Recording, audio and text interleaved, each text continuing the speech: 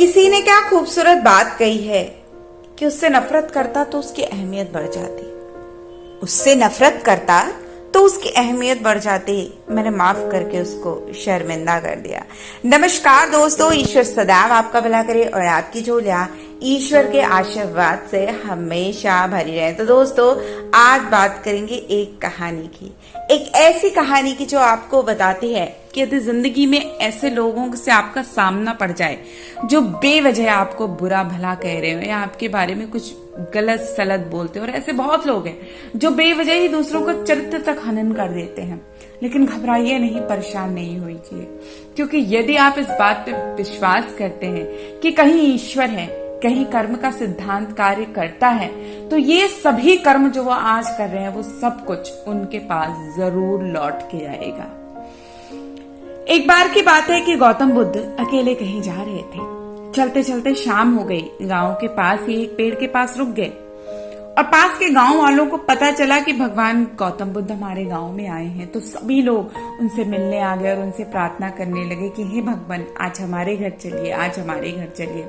अब भगवान गौतम बुद्ध भी परेशान हो गए कि इतने सारे लोग, मैं किसको मना करूं और किसकी मेहमान नवाजी के लिए मैं स्वीकृति दूं।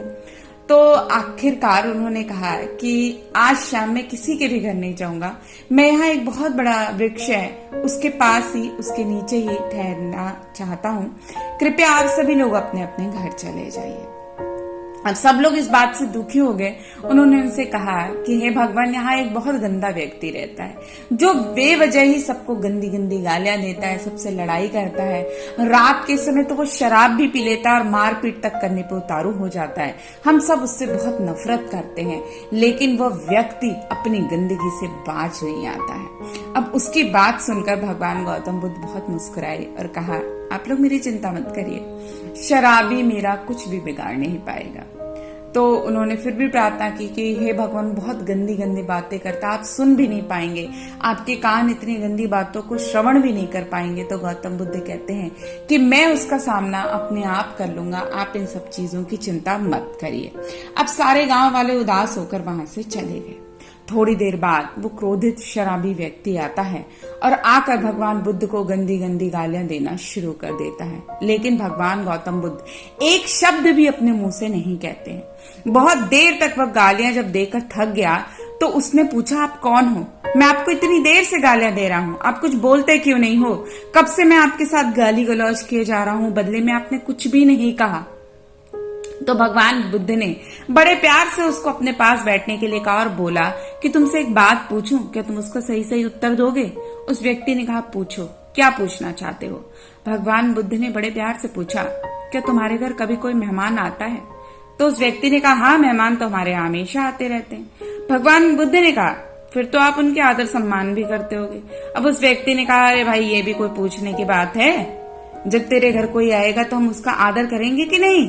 हम तो उसका बड़ा आदर सम्मान करते हैं। अब भगवान बुद्ध ने कहा कि उनके लिए घर में तुम क्या करते हो उस दिन? तो उसने कहा कि हम तो उस दिन बहुत सारे पकवान, अच्छी अच्छी मिठाइयां, अच्छा अच्छा खाने का सामान बनाते हैं। शराबी पूछता है कि क्या तुम कुछ पागल हो गए हो? क्या ये भी कोई पूछने वाली बात है?